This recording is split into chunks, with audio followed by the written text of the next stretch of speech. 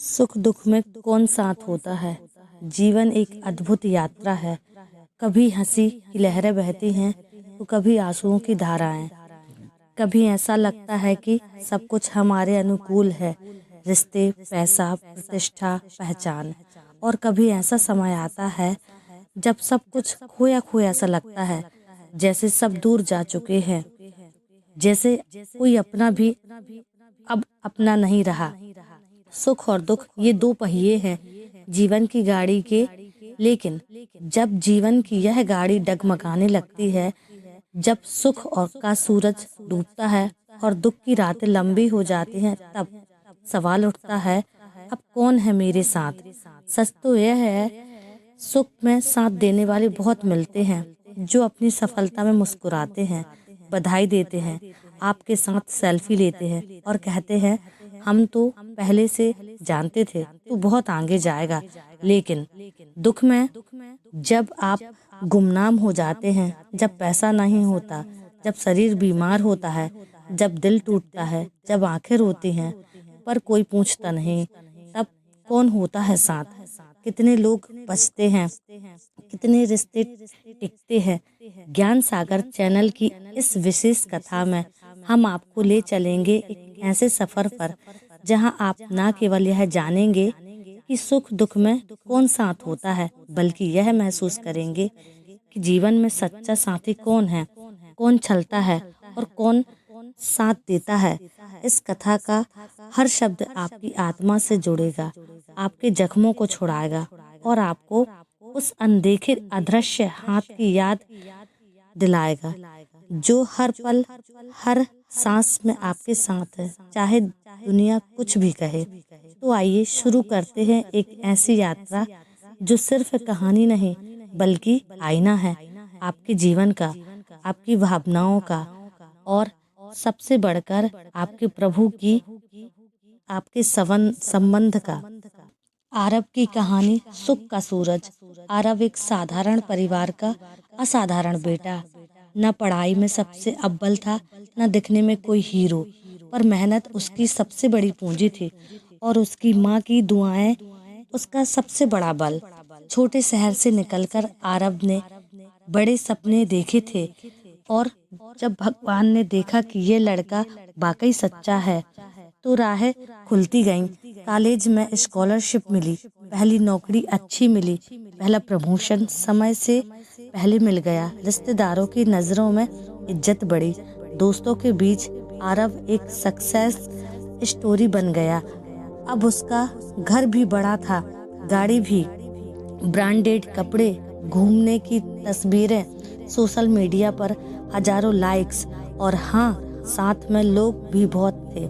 हर शुक्रवार पार्टी होती थी, हर कॉल पर लोग कहते थे भाई तू तो बहुत आगे निकल गया। लोग उसके घर आते, बैठते, खाते, तारीफें करते, जैसे आरव उनके जीवन की प्रेरणा हो। आरव मुस्कुराता था, उसे लगता था मैं अकेला नहीं हूँ, मेरे साथ बहुत लोग हैं। लेकिन उसे तब तक यह पता नहीं चला था कि साथ सिर्फ सुख का सूरज की रोशनी में चमकते हैं, दुख की रातों में इनमें कितने साथ रहेंगे, यह तभी तक कहानी का अगला पन्ना बताएगा। एक दिन आरव की कंपनी में कटौती हुई, कई लोगों की नौकरी चली गई और उनमें एक नाम था आरव। वो पल जब उसे ईमेल मिला, we are sorry, your possible is being terminated. Aarav की आंखें भर आईं। क्या इतनी मेहनत के बाद मेरे जैसे टॉप परफॉर्मेंस के साथ ये क्या मैं अब बेकार हूँ। फोन उठाया, पहले दोस्त का कॉल किया, भाई जरा मिलना है, बात करनी है। भाई अभी थोड़ी बिजी हूँ, बाद में बात करते हैं। दूसरे दोस्त, भाई तूने बताया ही नहीं, चल कोई बात नहीं, तू स्ट्रॉन्ग है। तीसरे दोस्त, फोन ही नहीं उठाया। और ऐसा करते करते जब 10-12 कॉल्स बिना जवाब के रहे, तो आरव ने धीरे धीरे समझना शुरू ही किया, सुख का मंडप अब खाली हो चुका है। कुछ महीने बीते, पैसे की बचत खत्म होने लगी, किराए की फिक्र बढ़ने लगी। जो गाड़ी कभी उसकी पहचान थी, अब बेचनी पड़ रही थी। कभी जिन रिश्तेदारों के बीच उनका मान सम्मान था, अब वहीं कहते तूने कुछ संभाला नहीं, घमंड आ गया था। माँ की तबीयत भी खराब होने लगी थी, अब डॉक्टर के पास ले जाना भी भारी लगने लगा था। आरव अकेला हो गया था, बिल्कुल अकेला। तब उसे याद आया, जब मैं ऊपर जा रहा था, सबने मेरा हाथ पकड़ा था। अब जब मैं गिर रहा हूँ, सबने मुझे छोड़ दिया। एक शाम आरव थक कर एक मंदिर की सीढ़ियों पर बैठा, न रो रहा था न बोल रहा था, बस चुपचाप था। वहां पर एक वृद्ध साधु ने उसे देखा और पूछा, बेटा किसके पास आया है? आरव ने धीमे से कहा, अब कोई नहीं बचा बाबा, सबने छोड़ दिया, कोई साथ नहीं है। साधु मुस्कुराए, बोले, तभी तो तू अब सबसे बड़े के पास आया है, जिसे लोग आखिरी समझते हैं। वो तो सफल में अंतिम नहीं, अनंत है। कभी सोचा तेरे जीवन में एक भी सांस ऐसी नहीं आई जिसमें भगवान तुझसे दूर हो रहे हो? आरव की आंखों से आंसू बहने लगे। उसे पहली बार ऐसा लगा, कोई है जो बिना शर्त के मुझे सुन रहा है।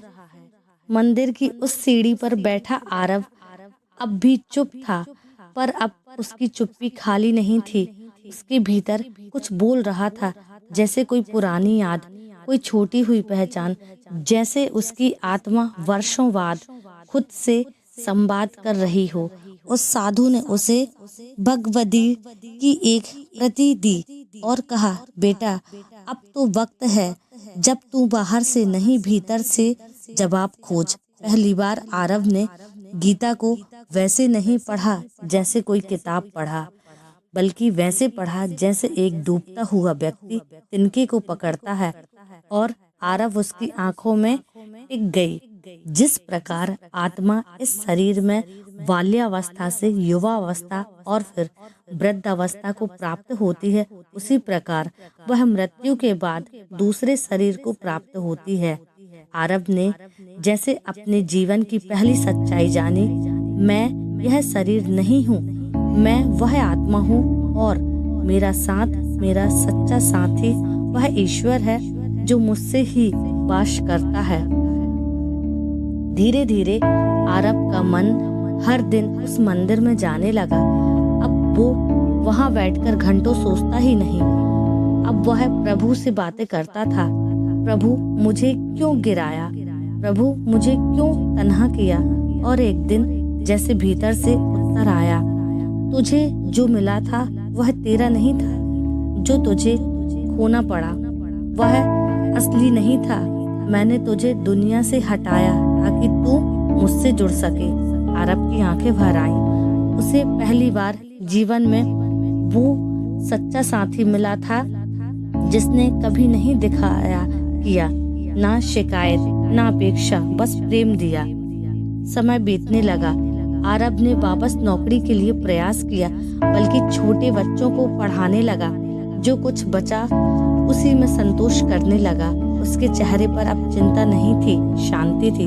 अब वो दूसरों की मदद करने लगा बिना कोई अपेक्षा किए। लोग पूछते, भाई तू इतना शांत कैसे हो गया?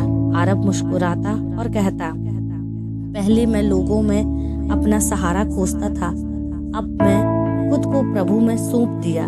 जिसे सब छोड़ देते हैं उसे प्रभु थाम लेते हैं। आज आरव के पास फिर से लोग, लेकिन अब वही भीड़ में नहीं, भक्ति में जीता है।